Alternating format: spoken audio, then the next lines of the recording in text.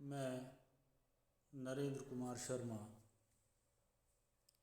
सह आचार्य इतिहास, राजकीय महाविद्यालय देवगढ़, जिला राजसमंद,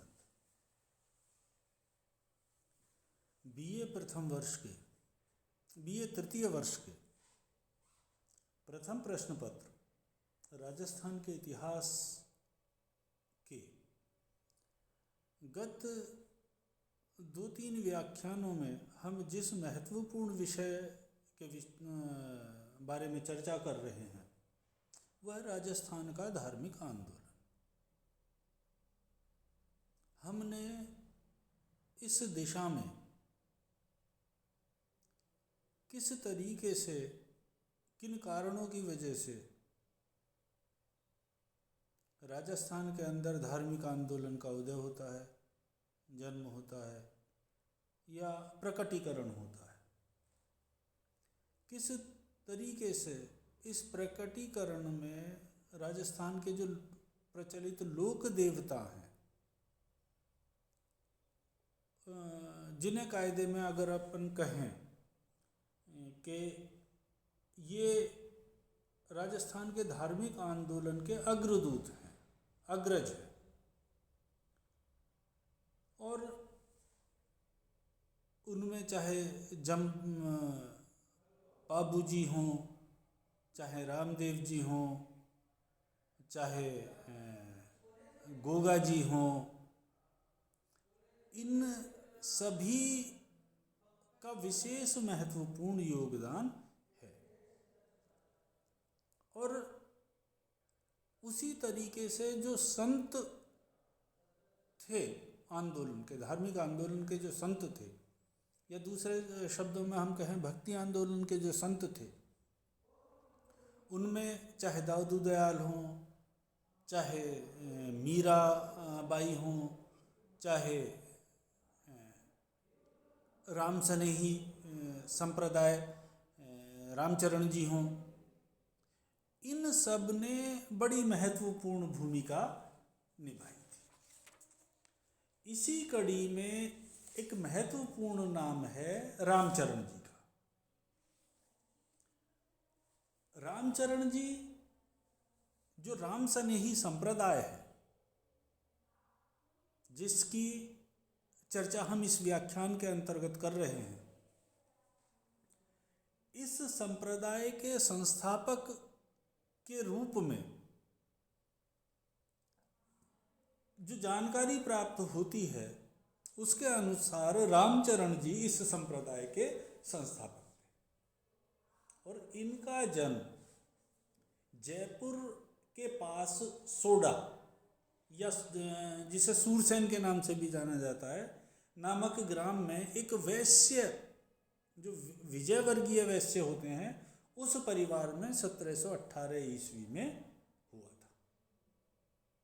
इनके पिता का नाम बखत राम और माता का नाम देवजी था। रामचरण जी के बचपन के नाम के विषय में जो जानकारी प्राप्त होती है, वो उस जानकारी के अनुसार इनके बचपन का नाम रामकृष्ण या राम किशन था।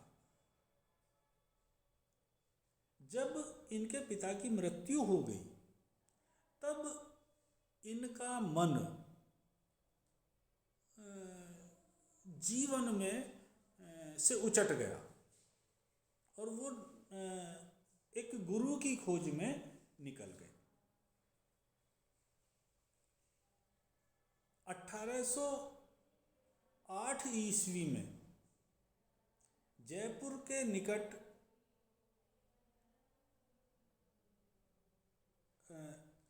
1808 ईस्वी को रामचरण जी को दीक्षा प्रदान करने वाले जो गुरु थे, उनका नाम कृपाराम जी था।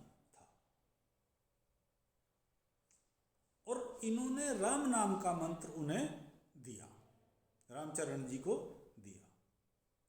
जब ये गलता जी, जयपुर में गलता जी नामक एक तीर्थ है, उस तीर्थ पे पहुंचे और वहाँ उन्होंने वहाँ के साधुओं की जो दशा देखी, उससे रामचरण जी का मन बड़ा विचलित हुआ और वहाँ के साधुओं में व्याप्त बुराइयों, अनाचार और व्यभिचार के जो दर्शन उन्हें वहाँ हुए, उससे वो पूरी तरीके से उखड़ गए। इस कटु अनुभव ने उन्हें निर्गुण भक्ति की ओर मोड़ दिया और इसी क्रम में वो भीलवाड़ा नामक नगर में लगभग 10 वर्षों तक कठोर साधना करते रहे। प्रारंभ में यहाँ भीलवाड़ा में रामचरण जी का कुछ लोगों ने विरोध भी किया और ये फिर शाहपुरा, भीलवाड़ा में एक जगह है शाहपुरा, वहाँ चले गए और वहाँ का जो राजा था रण सिंह, उनके बुलावे पर ये 1798 में शाहपुरा गए और वहीं 1798 ईस्वी में इनकी मृत्यु हो गई। इनके स्मृति में रण सिंह जी ने शाहपुरा में एक दरवाजा बनवाया और जो शाहपुरा केंद्र है वो राम सनेहियों का एक बड़ा मशहूर और प्रसिद्ध और प्रमुख केंद्र बन गया। इनकी शिक्षाओं का जो अनुकरण करते थे वो लोग राम सनेही कहलाए।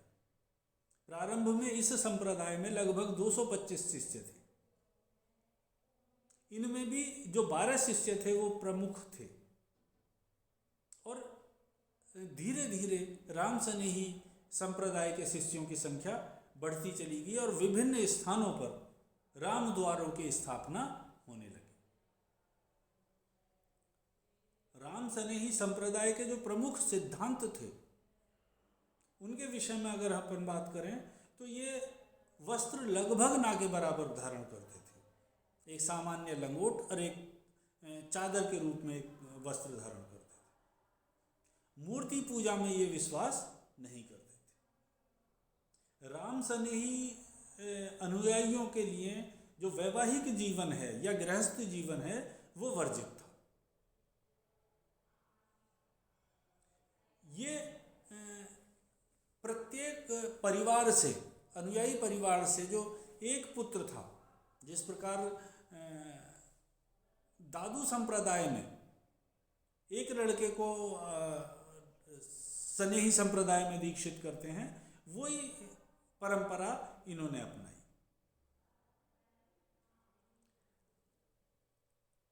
राम सनेही संप्रदाय के जो अनुयायी हैं वो मूर्ति पूजा भी नहीं करते थे और नैतिक या सदाचरण पर इनका विशेष जोर रहता था। जिस प्रकार अन्य निर्गुण भक्त संत गुरु के महत्व पर विशेष बल देते थे, उसी तरीके से राम सनेही संप्रदाय के लोग भी गुरु की महत्वता पर प्रकाश डालते थे। और जो इस संप्रदाय के मानने वाले लोग थे, इस संप्रदाय के जो अनुयायी थे, वो धार्मिक जो आडंबर थे उन का विरोध करते थे। जिस प्रकार जैसे जैसे राम सनेही संप्रदाय के सदस्यों की संख्या बढ़ती चली गई तो इसके प्रमुख केंद्र 3 थे जो विशेष रूप से उल्लेखनीय हैं, जिनमें एक है भीलवाड़ा जिले में शाहपुरा, दूसरा है बीकानेर जिले में खेड़ाया और तीसरा है नागौर जिले में रैन। जो शाहपुरा केंद्र है वो पहला केंद्र है जिसके संस्थापक स्वयं रामचरण जी थे।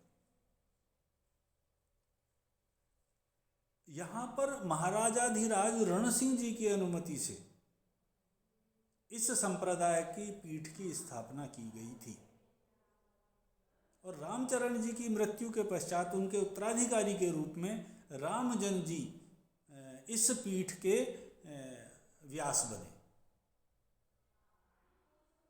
जो दूसरा खेड़ाया शाखा है, ये दूसरी महत्वपूर्ण शाखा है और इस शाखा के जो संस्थापक थे वो रामदास जी थे, जिनका जन्म 1726 ईस्वी में जोधपुर जिले के भीकानकोर गांव में हुआ था। खड़ाया शाखा की जो महत्वपूर्ण बातें थी वो इस शाखा के संत पानी को छान कर पीते थे। क्या चीज खाने योग्य है, क्या चीज खाने योग्य नहीं है, इस बात का विशेष ध्यान रखते थे। नशीले पदार्थों से दूर रहते थे। रात्रि को भोजन वर्जित था। होली के अवसर पर प्रत्येक वर्ष ये एक मेले का आयोजन करते थे और ये किसी प्रकार के सांप्रदायिक भेदभाव में विश्वास नहीं करते थे। इसी तरीके से जो तीसरी प्रमुख शाखा है जिसे रैण शाखा कहते हैं, इसके प्रवर्तक दरियाब जी थे। ये शाहपुरा तथा खड़ाया शाखा के नियमों के आचरण का पालन ही करते थे। इनके यहाँ साल में एक बार मेला लगता था। इस संप्रदाय में राम नाम को विशेष महत्व दिया जाता था और इसी के चलते राम नाम अत्यधिक लोकप्रिय भी हुआ। जो रैण की शाखा है उसने राम स्नेही संप्रदाय के लोगों को सरल और सात्विक जीवन व्यतीत करने के लिए विशेष रूप से प्रेरित किया। इस शाखा के जो भक्त थे उनका ये मानना था कि सामान्य जीवन जी के किस प्रकार अपने आप को ऊपर उठाया जाए, वो कार्य किया जाना चाहिए। तो इस प्रकार हम ये देखते हैं कि राम स्नेही संप्रदाय ने राजस्थान में व्याप्त जो धार्मिक मतभेद थे उन्हें दूर करने में और आपसी प्रेम और भाईचारे का वातावरण बनाने में महत्वपूर्ण योगदान दिया। इस संप्रदाय में जो समन्वय की भावना थी वो अत्यधिक थी और इसी कारण से न केवल राजस्थान में अपितु राजस्थान के आसपास के क्षेत्रों में भी जो ये संप्रदाय है ये विशेष रूप से लोकप्रिय होता गया। तो इस प्रकार हम ये देखते हैं कि राम स्नेही संप्रदाय ने राजस्थान के धार्मिक आंदोलन में बड़ी महत्वपूर्ण भूमिका निभाई और इसका सारा श्रेय जाता है रामचरण जी को। उनके अनुयायियों ने रामचरण जी की शिक्षाओं का व्यापक रूप से प्रचार प्रसार